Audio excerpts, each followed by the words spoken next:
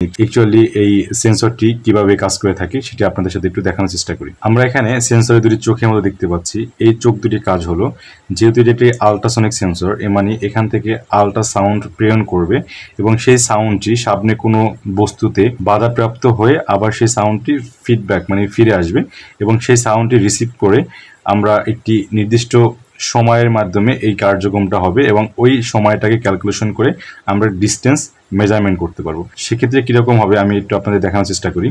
এটা মনে করি আমরা ট্রান্সমিটার, এখান থেকে সাউন্ড ট্রান্সমিট হওয়ার পরে যদি সামনে কোনো একটা বস্তু, মনে করি এখানে কোনো একটা বস্তু চলে আসছে, সেই বস্তুতে যখন সাউন্ড বাধাপ্রাপ্ত হবে তখন আবার এখান থেকে সে সাউন্ডটা আবার ফিরে যাবে, ফিরে গিয়ে আমাদের এখানে যে রিসিভার আছে সেই রিসিভার এটি রিসিভ করবে।